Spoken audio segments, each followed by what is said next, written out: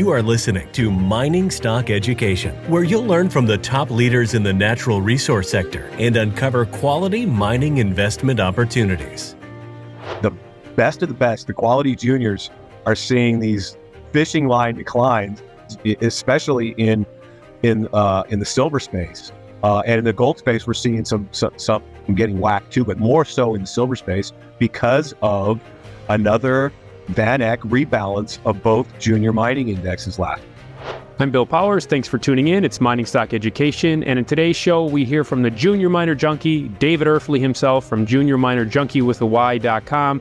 David has 20 years experience investing in these junior miners, understands the cyclicality and the highs and lows emotionally of dealing with this sector.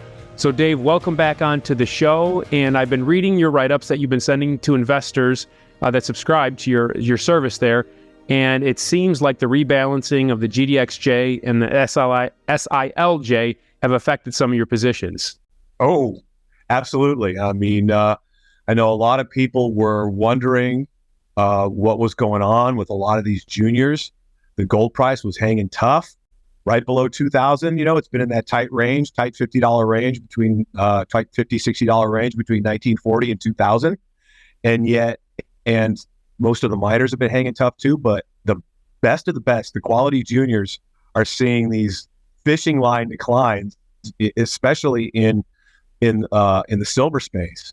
And in the gold space, we're seeing some getting whacked too, but more so in the silver space because of another Van Eck rebalance of both junior mining indexes last week.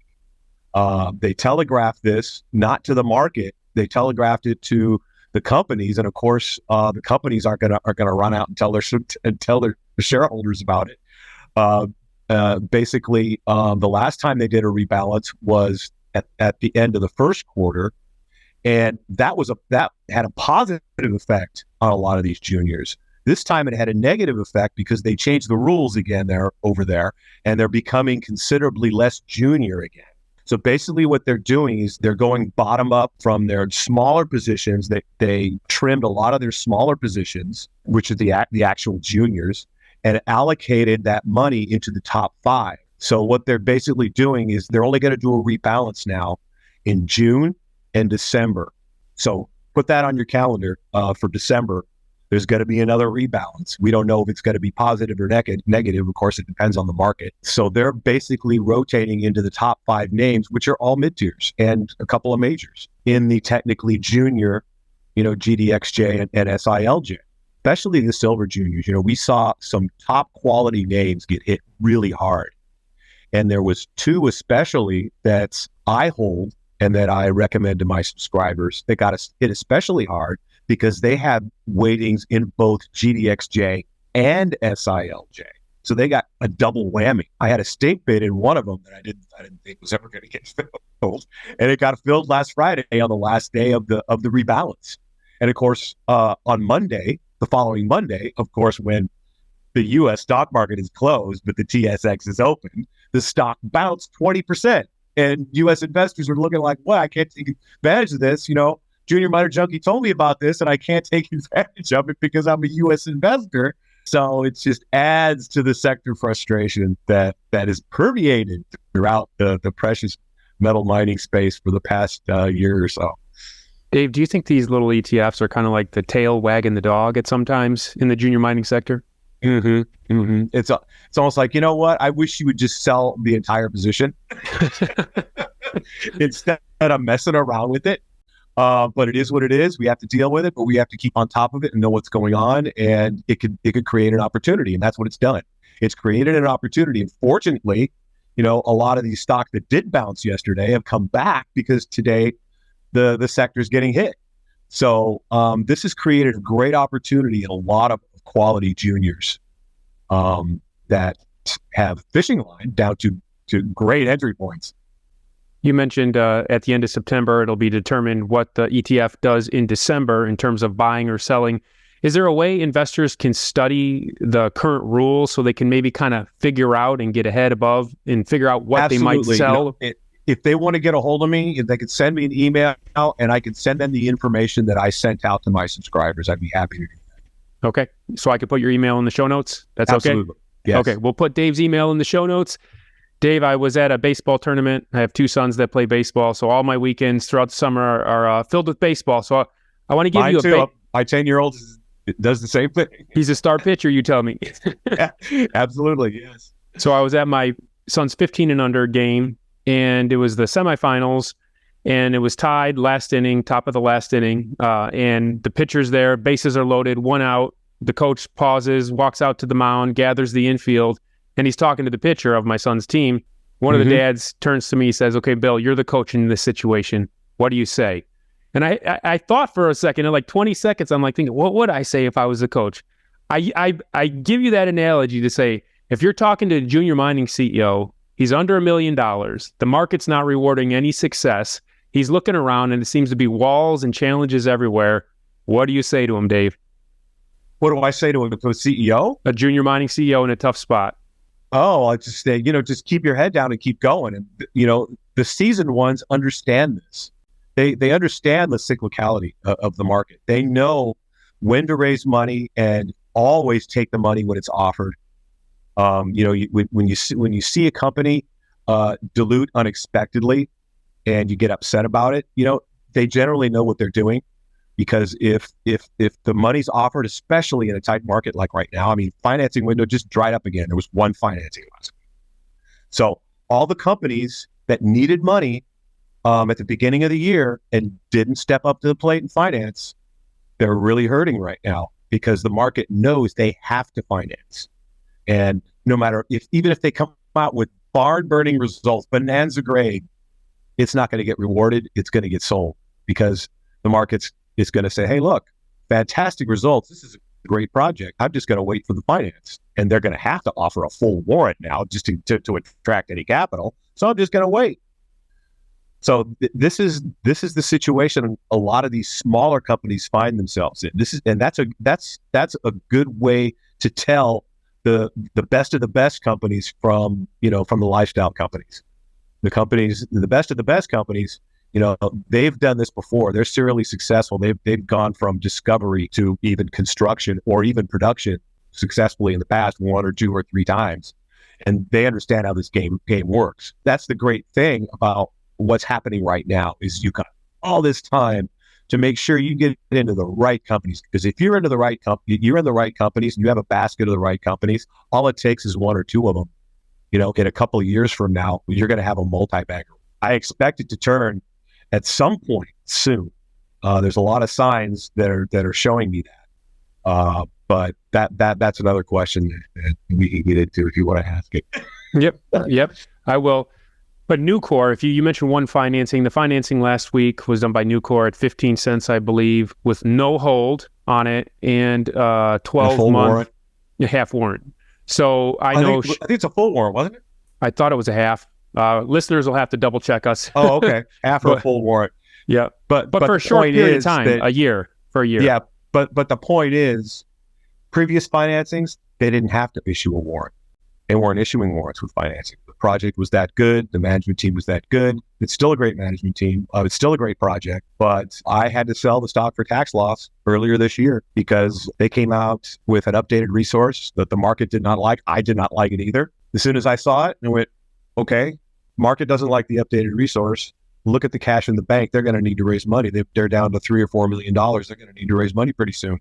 And the market's just going to, no matter what kind of drill results they come up with, no matter how much they wow the market, if they do, it's not going to matter. Unfortunately, that's what's happened. They've had to raise money at a lot lower price than what I sold it at.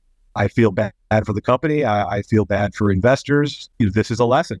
You take this as a lesson. You're going to lose on most of these stocks that you invest in. Bottom line, you have to go in knowing that. Most of these stocks you're going to lose at. And if you go using your baseball analogy, if you can bat 300, you can get in the Hall of Fame in investing in the junior sector, just like you can in baseball.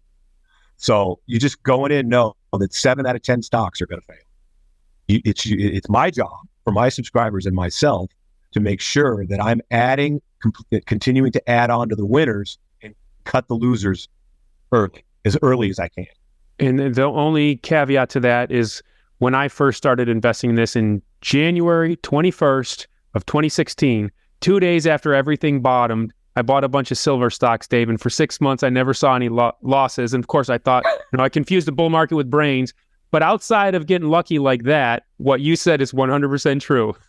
Exactly. Timing is everything. I Bill, same thing. When I got into the sector in 2003, I didn't know what I was doing. I thought I did. I did a couple of years of research, and I thought I knew what I was doing. And the market showed me that I knew what I was doing because everything that I invested in went up. And the Rick Ruleism held true for me. I confused the bull market with brains and lost a lot of that money. I retained most of it because I have a rule that I take out all my capital gains. I take out of my portfolio. Every time I get a capital gain, it's gone. So, I ended up doing really well, but I could have done a lot better if I knew what I was doing. Now I think I know what I'm doing. That's being in the sector for 20 years now and going through this cycle 3 or 4 times. You learn all these lessons each time, and I'm still learning every single day. That's what I love. That's what I love about this sector. There's so much to learn.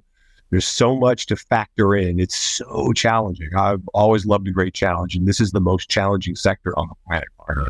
And one thing you wrote to subscribers recently that stood out to me is you said, "Don't sell a dull market," right? Yes, absolutely. And this is a super dull market. I mean, look at the volumes. Of course, we had volume spikes recently of the best companies because GDXJ and SILJ were selling them. So, but other companies that aren't associated with that index, you see volume completely dried up. And they're de-risking fantastic projects. The smart ones, the ones that know what they're doing, have a full treasury into next year. And if they come up with something good while they're developing and exploring at the same time, and they come up with some good results while they're exploring, they're going to get rewarded. Mm-hmm. Dave, we saw the Federal Reserve do a rate pause. Is this foreshadowing a gold move? I'm of the ilk that the Fed playbook this time around is going to be like it was in 2018 when they came out in December of 2018 and they announced they were going to pause, but they were going to hike 3 more times. Of course, they not only did not hike another time, but they started cutting, and the gold price went up $700, in the next 18 months, I think it was. So they're eventually going to have to do the same thing. They're signaling to the market that they're likely going to hold here, but continue to talk hawkish until something breaks. I think that something that might break is going to be a rekindling of the regional banking crisis. The commercial real estate crisis will be triggered, once the 2-year treasury yield gets to 5%. That's the magic number for banking crisis. It happened in 2008. We had a global financial crisis once the 2-year treasury yield hit 5%. And then it hit 5% again back in early March. And then we had the regional banking crisis start. So it's at about 4.75 now, I think, and it's getting close to that 5% mark. That could be a major catalyst. But unfortunately, the other major catalyst could be a war catalyst, which I don't want to see, because what we had last week, I tipped off my subscribers to this, was NATO had these air maneuvers, it involved like 10,000 troops, massive amounts of planes. It started on Monday and it's ending this Friday. And I hope that this isn't a lead into the war escalating in Europe. And that could be another catalyst for the gold price to break out. I certainly hope that's not the reason. It's interesting, just anecdotally, yesterday when I was driving to my son's baseball game, 30 minutes south of me, I saw a tank. I've never seen a tank in Michigan just driving down the road before, but it just does make you wonder what's going on. Perhaps it does, because, the powers that be have their plans and what they're going to do. And, they're not going to tell us what they are, but we could find out by subtle signs of what's happening in the market. And, the mainstream media did not report on these NATO war games. So, you have to dig around and find these things on your own. But like I said, I certainly hope that's not the catalyst. I do feel the gold price is close to breaking out, but I think we're going to have a false move first, because that's generally what happens in the gold market and in most markets. The 2,000, 2,100 area has been tested 3 times, right? And It's failed for the third time, which normally happens in markets when it's testing a major resistance level for a third time. We could have a false move down to 1880, 1900, I think was the level I was looking at the last time we spoke. And that would be the 38% retracement of the $465 move we had from the lows in 6 months. And a 50% retracement would be 1850. That could be even possible. But the false move generates the energy to go in the opposite direction of what its intent is. Like a coiled spring? Exactly. Like gold's intent is to break out. I mean, all the signs are there, macroeconomic signs are there. It's all there, telling us that gold's going to break out. The gold stocks don't believe it, but it's only a matter of time. And if the gold price can manage a monthly close above 2,000 in June here, there's a good chance that we could break out by mid-July. A monthly close over 2,100 is your key metric, right? Right. That is the technical breakout. But once we have a monthly close above 2,000, that'll get the momentum players in the market, and it'll get the banks covering more short, because right now banks are heavily short right now. So they're trying to maneuver another hit here so they can cover those shorts, because open interest has collapsed. Open interest is the lowest it's been in 6 years. There's plenty of room for speculators to pile in to take the gold price higher. These are all games that they play. People who say the gold market is not manipulated, of course it's manipulated like all other markets, but they can't manipulate a trend. Nobody can manipulate a trend. Central banks can't manipulate a trend. Banksters, whatever you want to call them, they can't manipulate a trend. But gold is manipulated within the trend, like all markets. So they're trying to basically get out of this short position probably, and they might get it down to that 1850 level before they do. And that'll create that false move. That'll create the energy to go in the opposite direction. You got to understand how these things work. It gives you the fortitude to hold onto your position. Don't get scared out of it. So, the more information you garner about what's happening and why it's happening, and I can help you with that with my service. It gives you the confidence to say, hey, wait, I understand what's going on. I just need to hold. I mean, why would I want to sell my gold stocks if they're down 40 to 50% here? If they're trading at, $5, $10 an ounce in the ground, and they got multi-million ounces in a top tier jurisdiction with a great management team, and they're cashed up. So I just got to wait. I just got to hold. That's basically what I've been doing. I had some cash, and I was able to add some more on this gift of the GDXJ and SILJ rebalances, hitting quality stocks down to prices I didn't think I'd ever see again. Dave, do you ever not look at the markets? I know you feel obliged to your subscribers and you enjoy doing it, but do you ever just disconnect? Because there'll be days where I don't even check my finance app because it's like, what's the point? Well, I do that on the weekends. Okay. This is why I get my letter out Friday evening, so I can have the whole weekend with my family and just disconnect from the market. Because I owe it to my subscribers to stay connected Monday. That's what I try to do. Okay. All right. Your website is juniorminerjunkiewithY.com, and there's still room open of those 500 slots, I would suppose. Yes. I have about a little over 300 subscribers, so plenty of room. Okay. Plenty of room. Come on by. Okay. And Dave has a free free weekly on Fridays commentary that he puts out for the gold and junior mining sector. So if you just sign up for Dave's free list, you can get that emailed to you every Friday evening. Dave, as always, thank you for the monthly check-in. Thank you, Bill. Always great talking to you.